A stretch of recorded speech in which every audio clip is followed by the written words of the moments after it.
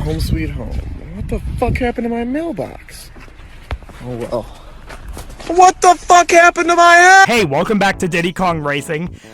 Today, we're just gonna be getting back into the last time we played the game, just where we were last time we played. So if you remember, the last time we played this game was like 3 weeks ago, I want to say. And see, part of me was like, should I just restart this playthrough given that, you know, the new styles kicked in and everything? And I figured no, because this game's probably had some of the most restarts in a playthrough that I've probably ever had on this channel. I've probably restarted this maybe 2 or 3 times. I don't know. I didn't know if my, you know, I didn't really know how much you guys would like me coming back to this. But again, I'm trying to just, you know, I try to keep remembering that what I'm doing on this channel as of right now is just the stuff that I enjoy, you know. And I think this being my favorite, what is it? My favorite N64 game. I just like, man, I just want to enjoy it. But where are we? Oh, okay, my gain's a little high. I don't know how much of a difference that made. So if you're, I think one thing that I wanted to kind of remind you guys that I thought was pretty interesting was I got the Retroarch emulator. If any of you guys are familiar with that, I got that up and running on my Switch, which is actually just a emulator for like quite a few different systems. It's an emulator for N64 games. So I was like, all right, hold on, can we actually get a Nintendo 64 emulator up and running on my Switch? And lo and behold, it actually works. Like it works pretty well. I'm going back to that whole I'm gonna do.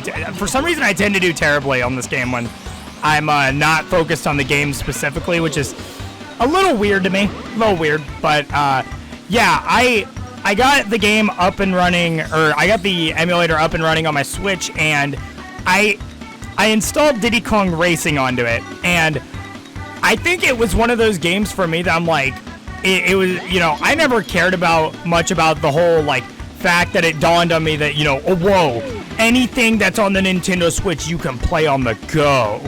And now I figured now that I had a modded Switch, I was like, whoa, I can play Diddy Kong Racing on the go. And to me, that was like the most interesting thing ever. And I was like, this is gonna be great. So I get quite a bit into playtime. I'm like, dude, this is awesome. You know, I played in handheld for like roughly 2 hours, just played on my couch. Imagine that. You can play Diddy Kong Racing on your couch and just portable. And I gotta say, with the Joy Grip on the Nintendo Switch, it's fairly comfortable, man. I'm not even gonna lie about that. The game's actually quite comfortable on, you know, the Nintendo Switch's Joy-Cons. The only issue I ran into, and this was something that I was really upset was even a thing, and I don't know any of you boys who have a modded Switch out there, I don't know if any of you guys have this issue, but I have an issue where my, what is it? My Retroarch on my Switch just crashes on random occasions. It seems like it crashes a lot of the time, at least a little while after I make a save state in-game, because you can actually make save states in the Retroarch emulator, which I have heard that Retroarch save states in general are just a little bit finicky. I don't know if that's like exclusive to the Switch version of Retroarch or what, but all I know is that they could be the potential cause as to why my Retroarch is just crashing, so I always have to go in and out of it. And it's just the worst. And I think the worst thing about it is that if it crashes and you don't have a save state that backs it up, your save data just dies. So I was very disappointed to see that I was around at this point that we're doing right now into the game, and you know, I go back into the game after it crashes, and I'm just greeted to an empty save file, and I'm just like, what? No, this isn't okay. Oh god. But yeah, I was greeted to just like a completely empty save file, just filled with immense disappointment, might add. I think that was a big thing I should keep in mind. I was just filled with immense disappointment. But I replayed it, and this time I had another crash maybe towards the first half. It was probably after the first time that you face off against Tricky. I think that's his name. I don't remember all the bosses' names. A lot of them start with T, so I might actually just be getting some mixed up with others. But we're talking Dino Man. You know, the Dino Man we faced off against in the last episode. I faced off against him, and then literally right after I beat him, when he was just about to do the "well done, kid," my Retroarch crashed again, and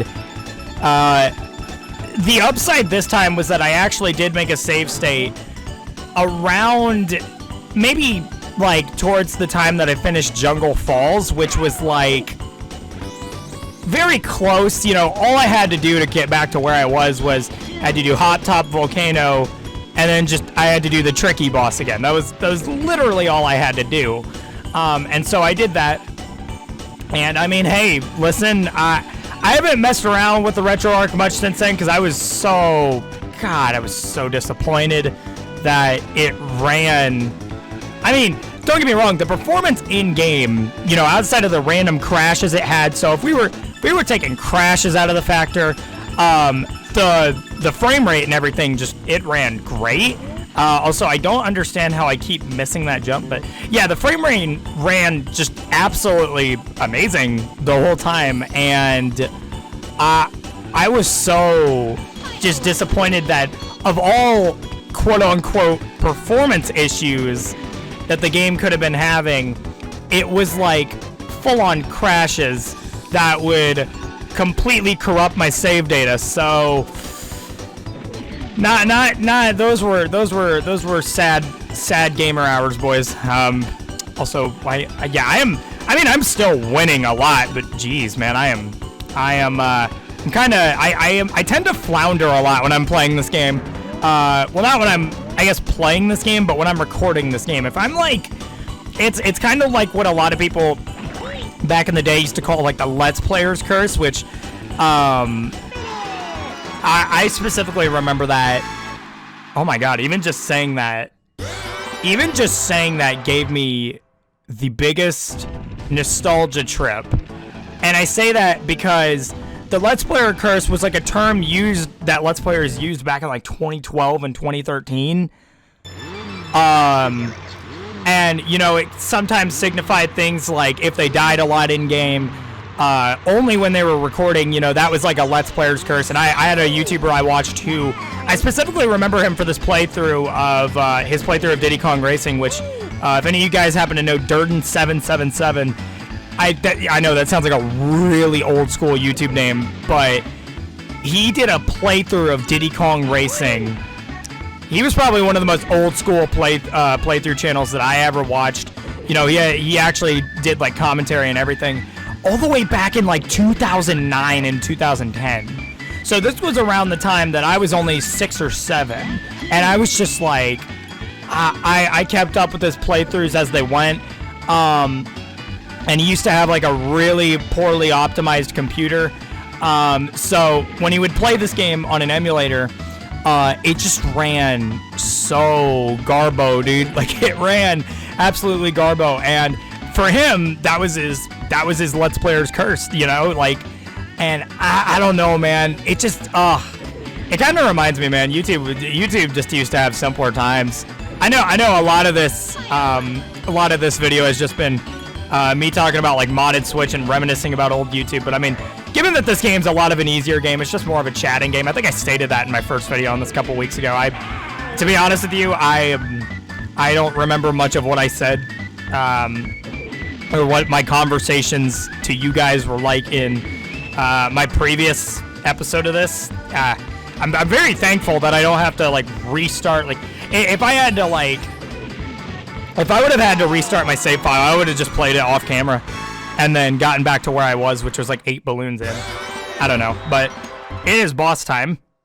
Very excited for boss time. What are we gonna? Actually, I'm saying that like, what are we gonna get? Like, I've never played this game. I think I'm so used to saying that for games I play blind that I didn't realize that I played this game like 5 million times. I have played this game so much.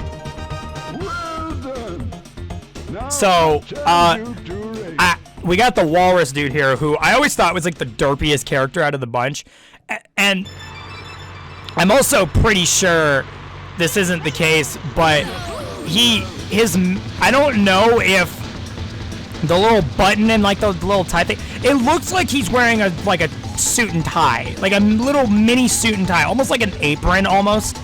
I don't know, it looks weird, like when we finish the level, you guys might see it, but I could never identify if that was his mouth or if it was some weird thing he was wearing, because even if it was, I guess, his mouth, dude, it looks like clothing, man. It really does. And it might be one of those things where you guys can like flame me in the comments saying, oh, it obviously looks like so and so, and I'm just like, hey man, my brain sees things. What it sees is what it do be seeing is what it's gonna think. No one can convince me otherwise. So like, even after you guys sit here and tell me, oh, that's his mouth, you dummy stupid man, I'm still gonna be convinced. But like, that's probably his mouth, but it looks like you see that it's got the tie, the buttons, but it looks like that's where his mouth is supposed to be. But then if you look above it, you can kind of see, I don't